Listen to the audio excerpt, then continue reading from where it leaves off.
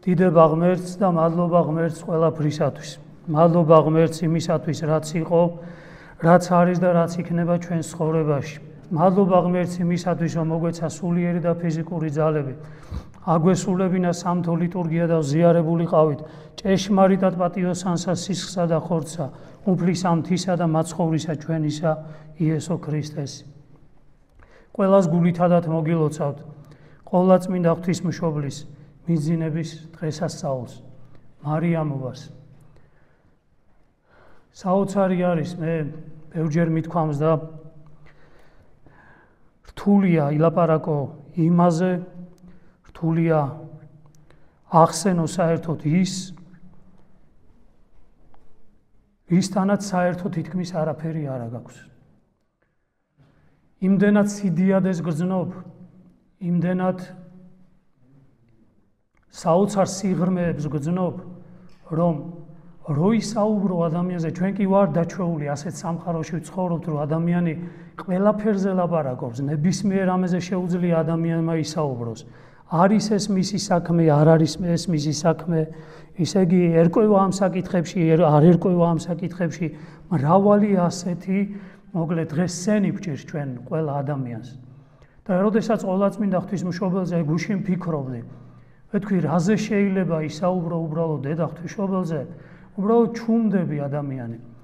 უფალზე საუბრობ, ღმერთზე საუბრობ, ის ყველაზე დიდი სიწმინდეა, მაგრამ თითქოს მაცხოვარმა თვითონვე გაგვაკადნიერა კეთილი კადნიერებით, რომ მას ის განკაცდა და მის ფესვს ეხებოდნენ, მას ელაპარაკებოდნენ, მასთან კომუნიკაციაში შედიოდნენ, რაღაცა ცოდვილები მიდიოდნენ, შენდობას თხოვდნენ ყველაფერი, მაგრამ ყოვლადწმინდა ღვთისმშობელი იმდენად საოცარ სიღრმეთი ცხოვრობდა, იმდენად დამარხული ქონდა ეს ყველაფერი გულში და იმდენად მთელი სამყაროს ტკივილს, მთელი კაცობრიობის ტკივილს, მთელ აი იმ ისე იგი თავისი ძის, ესე რომ ვთქვათ, რა თქმა უნდა, სამების მესამე ჰიპოსტასის, მაგრამ მისი შვილის, ხორციელი ძის, ისე იგი ყველაფერი იცოდა და ყველაფერს ხვდებოდა, რომ ამ ყველაფერს გულში იტევდა და ფიქრობ ხოლმე, რომ რამხელა სიღრმე ჭირდება ამ ყველაფერს და რამდენად დიდი არის ყოვლადწმინდა ღვთისმშობელი. ამიტომ დღეს ვისაუბრებ მხოლოდ და მხოლოდ ერთ საკითხზე, მიძინებაზე. ყოვლადწმინდა ღვთისმშობლის მიძინება ეს არის სახე, როგორ უნდა დაიძინოს ქრისტიანმა ადამიანმა. ჩვენ ვიძახით ხოლმე გარდაცვალება, ხო? და ქრისტიანი ადამიანი გარდაიცვლება, მაგრამ ის მიიძინებს. მიძინება ეს არის ჩვენი ნუგეში. მიძინება ეს არის ის, რომ როგორ უდურტვინველად, როდესაც ადამიანი სუფთა არის შინაგანად, როდესაც ღმერთი არის ადამიანში, როგორ უდურტვინველად, როგორ შფოთის გარეშე გადის და ტოვებს ამ წუთისობას. აი, რა არის ეს უდურტვინველობა? რა არის ეს, აი, რამ უნდა მოგვანიჭოს ჩვენ უდურტვინველობა? აი, დაუკვირდით, ყოვლადწმინდა ღვთისმშობელს რა მიანიჭა უდურტვინველობა და ჩვენ რა უნდა გავიაზროთ ახლა? აი, როდესაც ჩვენ ღმერთი თუ არის ადამიანის გულში, რომ გარდავიცვლებით ყველანი, წარმოიდგინეთ, რომ წარსდგებით ღვთის წინაშე. აი, წარმოიდგინეთ, ღმერთის წინაშე წარსდგით. ამ დროს შეგიძლია უთხრა უფალს, ოვი, უფალო, შენ ხარ, ვისაც ვეძებდი მთელი ჩემი ცხოვრება.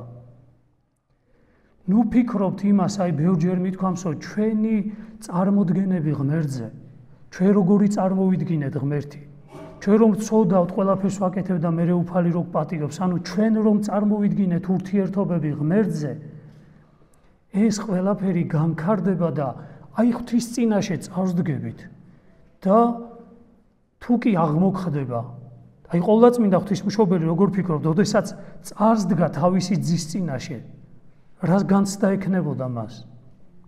ამდენი ხანია შენთან მინდოდა, ამდენი ხანია შენთან სუროდა, შენ გეძებდი, შენთან შეხვედრას ვეწადდი. აი წარმოიდგინეთ, ძალიან მარტივ მაგალითს მოგიყვანთ. დღეს ახლა კომუნიკაციები ძალიან დიდია, მაგრამ გაიხსენეთ 1, 30, 40 წლის უკან მდგომარეობა. თუნდაც ჩვენ ახლობელ ადამიანს გავგზავნიდით ხოლმე სადმე, საზღვარგარეთ.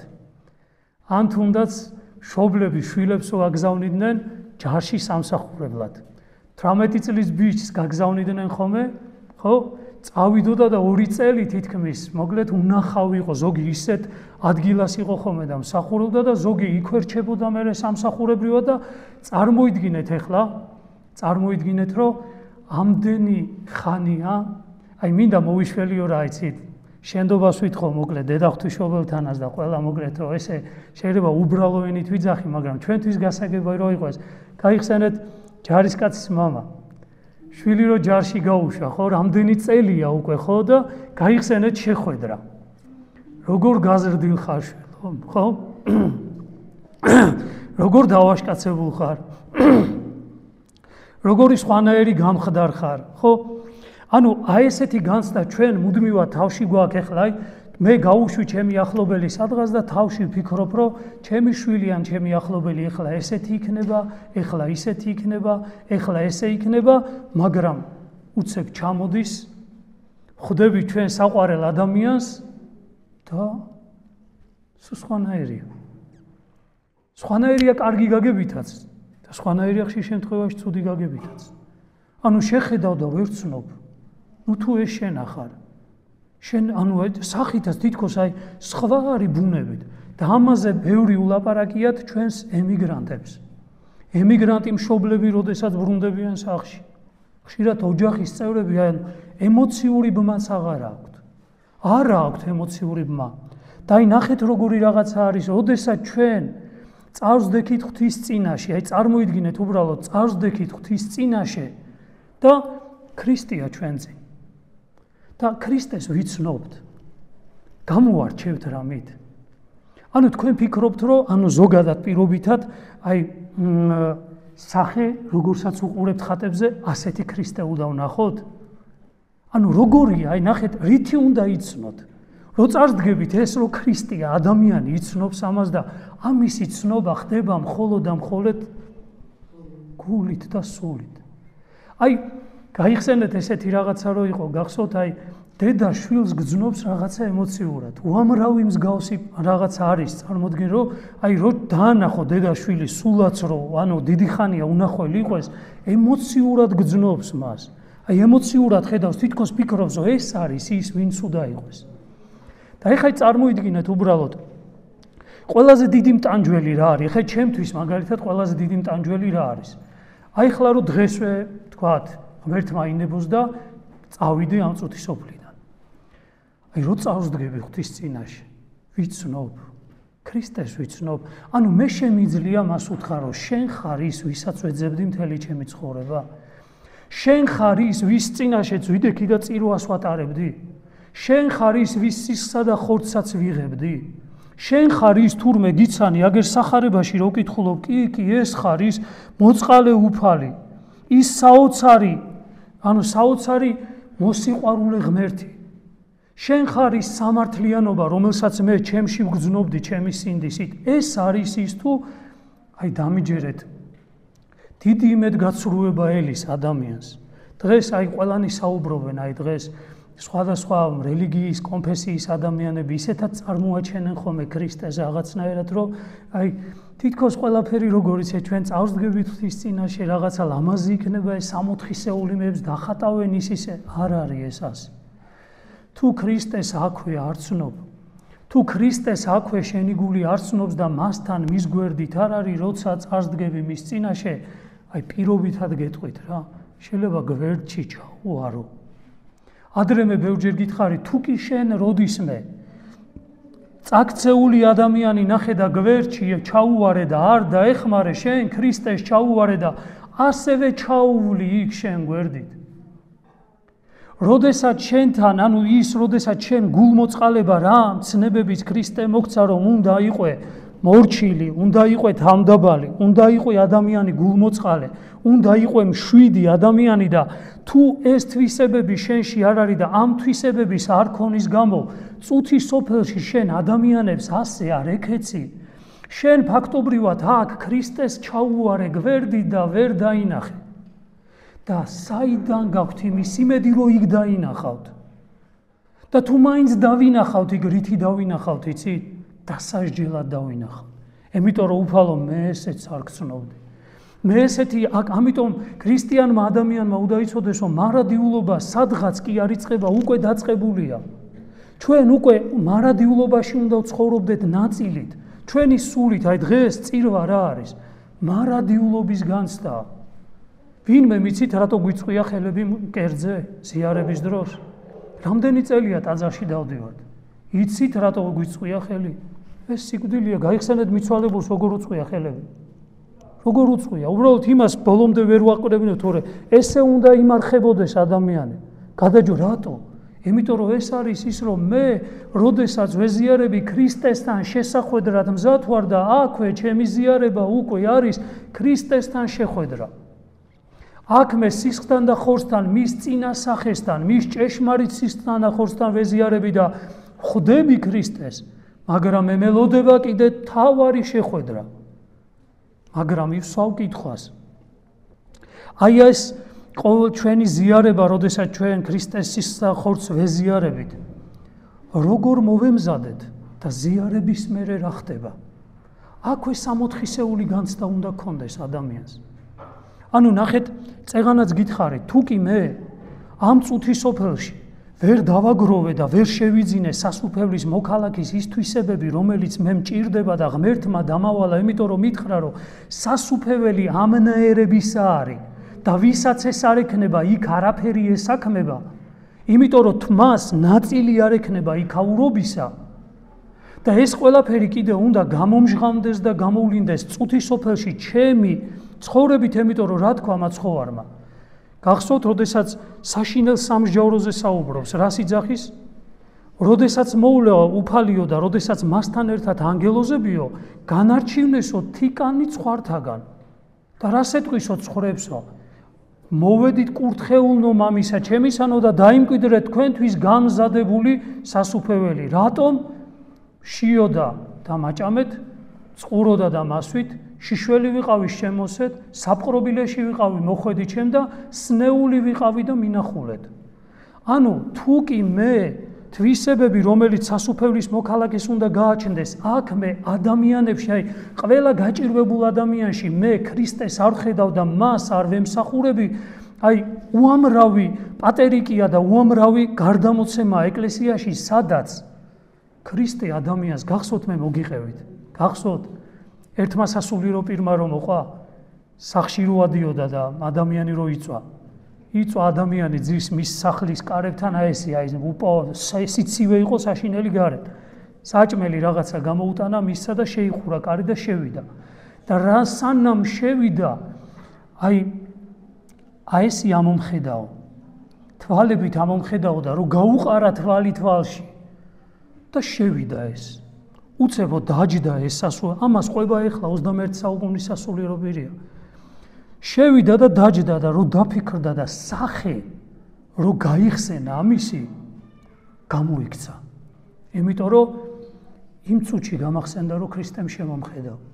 ანუ მისი სახე იყო ქრისტეს სახე, ანუ ნახე როგორი ის ქრისტე, რომელიც მას რა თქმა უნდა წარმოდგენაში ჰქონდა და ვინ იყო, ვისი სახით იყო.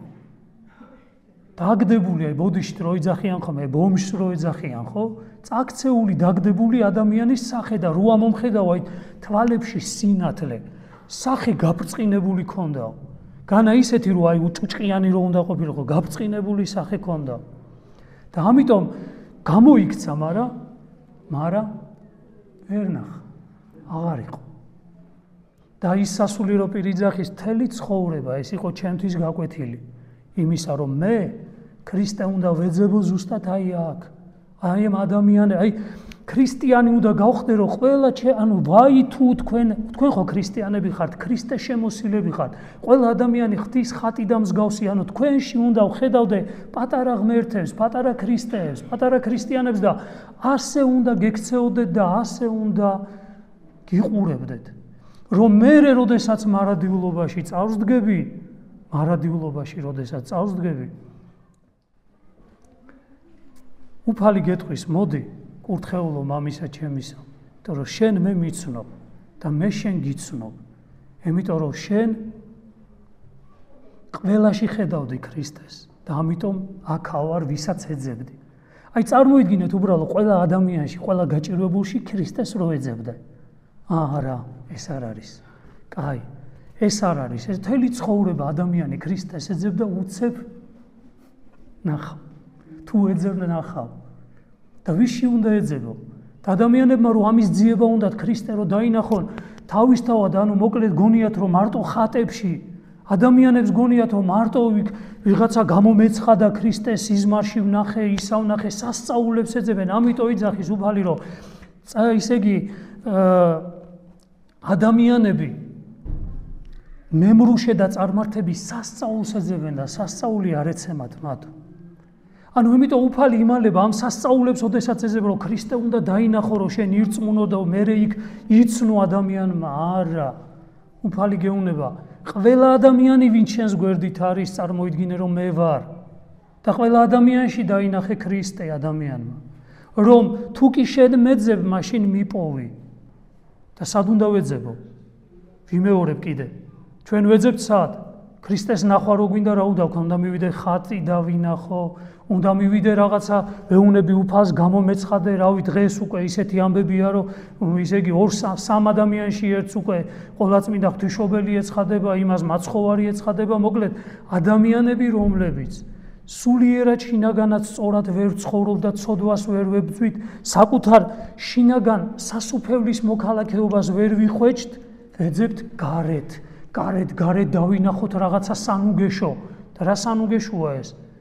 ხო რაღაცა ისე იგი გარეგნული რაღაც ისინი უფალი გამომეცხადა, ღრუბელი ესე დადგა, რაღაცა ისე იგი ხე გადავჭერი და ჯვარი ამოვიდა და ის ანუ ძიება აქ ადამიანი ღმერთს ეძებს, ცუდგანა არის ეს, ეძებს ადამიანის ძიებაშია რომ რაღაცა უნდა, ჩასაჭიდი უნდა რომ დაინახოს რომ მართლა ღმერთი არსებობს, მართლა ქრისტიანობა არსებობს, მართლა სულის უკვდავება არსებობს, მაგრამ ყველაფერი უცუდდება. გადაჭრა ეს ხე და ჯვარი დაინახა, მერე რა, შემოტრიალ და ისე ვის დარჩა. შემოვიდა ტაძარში ხატებთან დადგა, ილოცა, უყურა მაცხოვრის ხატს, გავიდა ისე ვის დარჩა. შემოვიდა ეზიარა, აღსარება თქვა თითქოს ეზიარა, გავიდა ისე ვის დარჩა. რატო? იმიტომ რომ შინაგანი ფერის ცვალება უნდა მოხდეს ადამიანში, ქრისტიანს უნდა დაემსგავსო ადამიანი, რომ თამდაბლობა, მორჩილება, გულმოწყალება, სიმშვიდე, რომელიც ღმერთმა გვითხრა სიგლახაკე სულისა, რომელიც უფალმა და გვიდგინა, თუ კი ეს არ მოვიძიეთ, მაშინ ამ სამყაროში ვერ ჩვენ ვიქნებით ქრისტიანები და ვერც ქრისტეს ვერ ვიხილავ. და ჯვარი გვწერია, როდესაც წავს დგებით ღვთის წინაშე, ვერც იქ ვიცნობთ ქრისტეს. დამიჯერეთ, ვერ ვიცნობთ. ნუ ფიქრობთ იმასო, თქვენ აი რაღაცა წარმოდგენები, რომლებიც ჩვენი აი რაღაცა ანუ პოლიტიკურ რაღაცა ესე როგორ გითხრათ, იცი რაღაცა ესეთ აი გარეგნულ ფორმებში, რომელშიც ქრისტიანობას ეძებთ და ვეძებთ ხშირ შემთხვევაში, რომ აქ დავინახოთ რამე ხელჩასაჭიდი, დამიჯერეთ გარდაცვალების წინ, ღმერთმა ქნასო ჩვენი გარდაცვალება მიძინება იყოს, მიხვდებით რომ ყველაფერი დამთავრდება.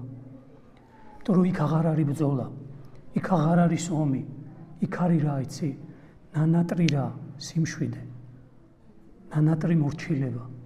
წარმოიდგინე, სულ მორჩილებაში იქნები იქ. წარმოიდგინე იქ სულ სიმშვიდეში იქნები. წარმოიდგინე იქ სულ იქნები ადამიანი თამდაბლობაში. სულ გულმოწყალებაში იქნები. სულ შინაგანად ადამიანი აი საოცარ სიხარულს და ბედნიერებას განიცდიდა.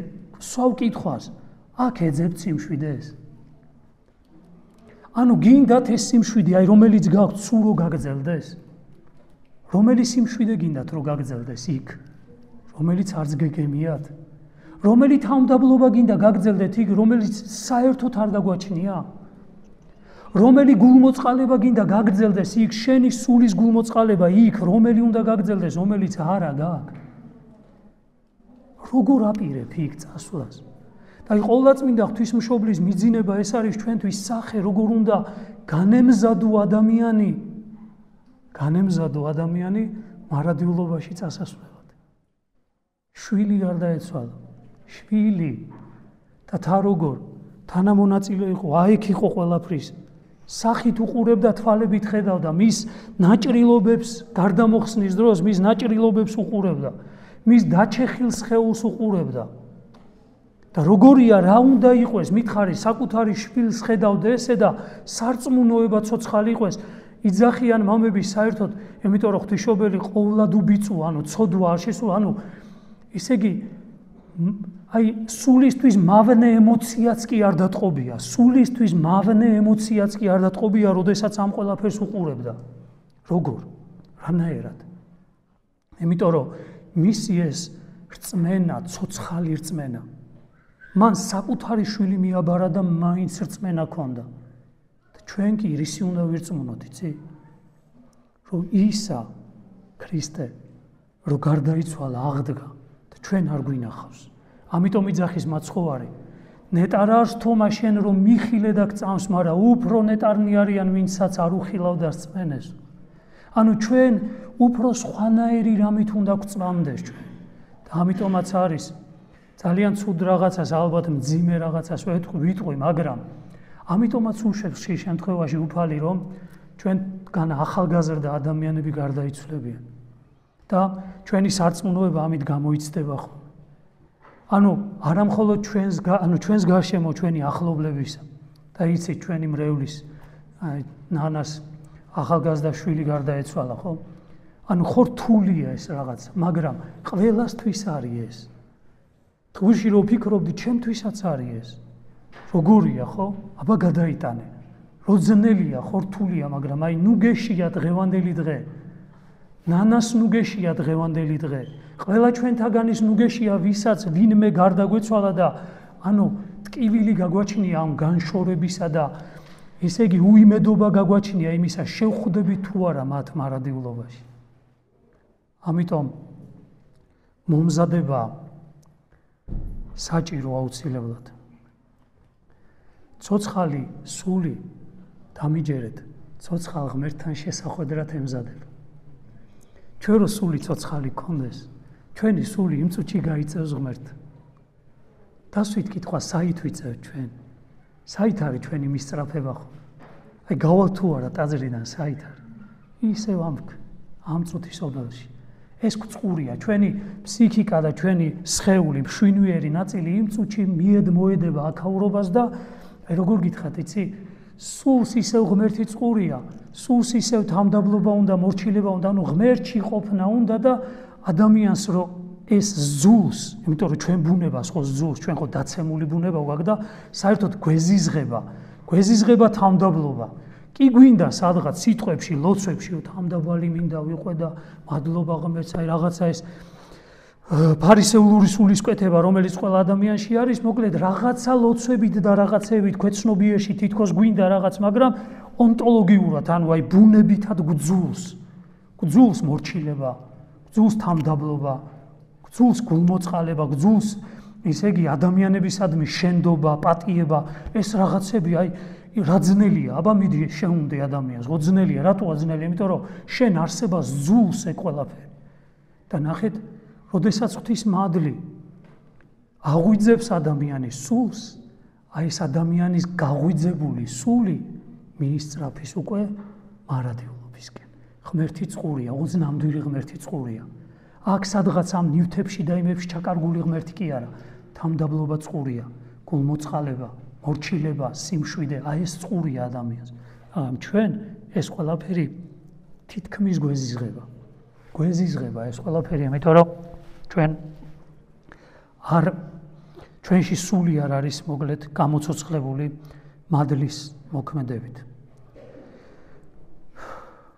განცდა და ამით დავასრულებთ. თუ კი შენთვის დღევანდელი დღე მიძინება არის აი ამ დაღლილი ხარ აი ამ სამყაროთი, შეზღუდული სამყაროთი. აი როგორ არის ეს სამყარო ხოლამაზია, რაღაცა თავის ფლორა ფაუნით, საქართველოს გვიყვარს, ძალიან ლამაზია საქართველოს, გახედეთ ახლა საზღვრისპირას, ეგრეთ წოდებულ საზღვრისპირად რო არ გახედეთ რა ლამაზი მთებია, რომელზეც რამდენი ხანია ადამიანს ხელი არ დაუდია და ჩვენ ნატრობთ იმას, რომ მოდის ღვთის წყალობით ეს დაიშლება და ჩამოიშლება ეს და აი ამ თაბარს და მთავრს ამ ფლორა ფაუნას მოკლედ ისევ როგორ გითხრათ გამოწორთობილი მარჯვენა თქვენი რომელიც არის დაუზარელი რომელიც არის მონდომებული რომელიც ამ პატარა მიწას არტოვებს და აქ დაუმუშავებელს არტოვებს აი ამ მიწაწყალს მიუხედავად ამ სიძნელებისა ღმერთი როდესაც ცირეთში ერთგულებას დაინახავს თქვენსას და ჩვენ ყველასას და მოხსნის ამ საზღვრებს და იტყვის აჰა მიდით და მეტი მომიცია მცირედსაზე და სარწმუნო იყავ მრავალსაზე და დაგადგინო შენ მაგრამ მიუხედავად ამ ყველაფრის შენ იცი რომ შენი ნაკვეთიც შენი სახლიც შენი ტაძარიც სამრევლო ტაძარიც შენი საქართველოც სამყაროს თუ შენი გონება უცებ გაცდა ამ ყველაფერს და აი როგორც პაისი ათონელი იძახდა რომ ყველაფერში რო სიკეთეს ხედავდა და თუ კი შენი აზროვნება გაცდა და სოფლიო თვითონ როგორც ქმნილება გალაქტიკები პლანეტები მოკლედ ღვთის დიდებას ხედავ როგორც ფსალმოში არის ცანი უთხრობენ დიდებასა ღვთისასა და ქმნულსა ხელთა მისთასა მიუთხრობ სამყარო მიუხედავად ამისა რომ ეს აღფრთოვანება გაქვს სულიერი თითქოს და ეს ყველაფერი მოგწონს მაინც ადამიანი ფიქრობ რომ ეს არ არის ის რაც შენ გელოდება და რასაც შენ ეძებ ესეც პატარაა ესეც შემოზღუდულია აქაც ცუდია აქაც კანონებია აქაც სიხისტეა აქაც ადამიანები გიყვარს მაგრამ აქ არ არის ის გარემო რომელიც შენ გინდა იქ მარადიულობაში გინდა და თუ შენ გრძნობ ამას რომ მიუხედავად ამისა რომ ბედნიერიც ხარ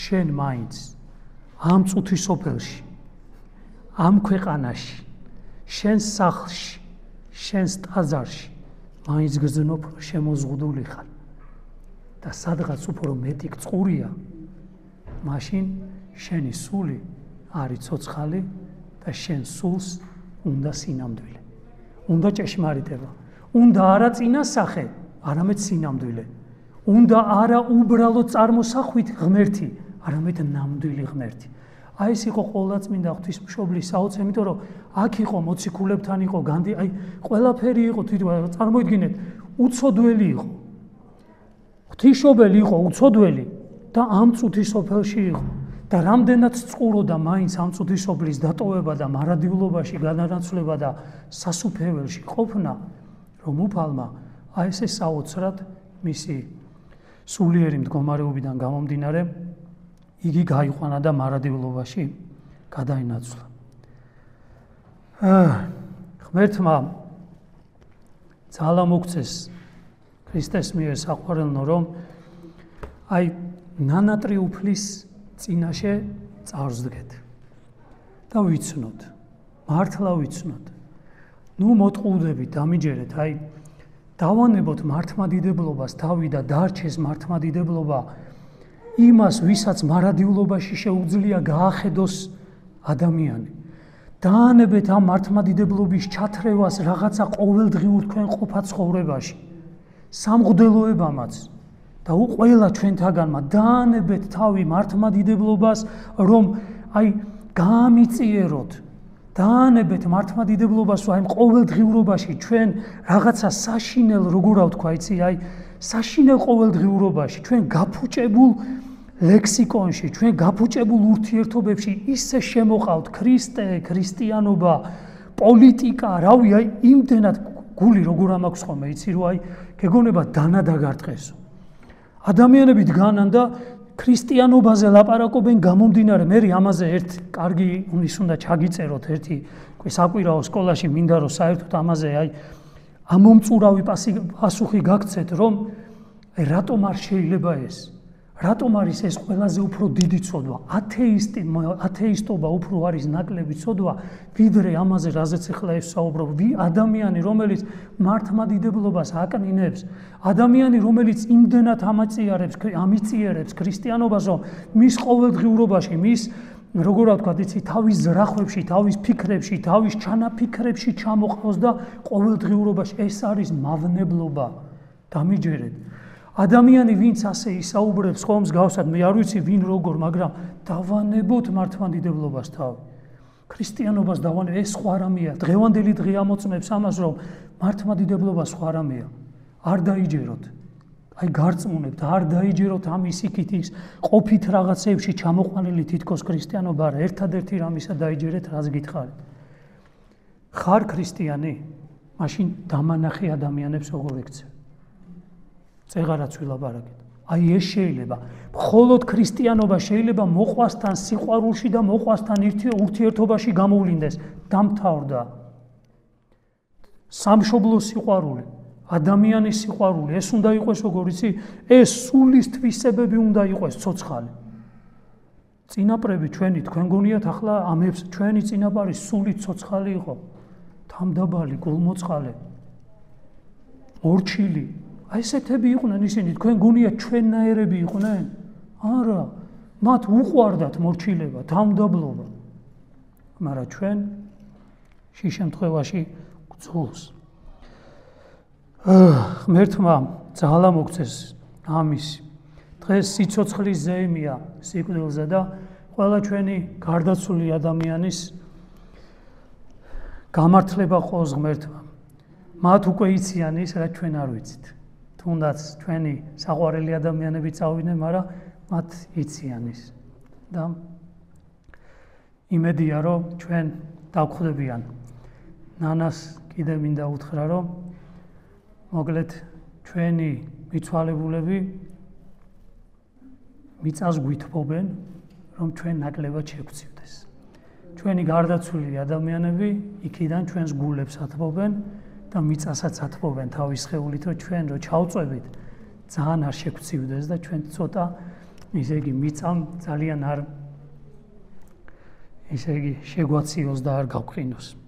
ღმერთმა დალოცვილი დღეგრძელი და გახარებული გამყოფოთ ყველა. შეგეწიოთ ყოვლადწმინდა ღვთისმშობელი.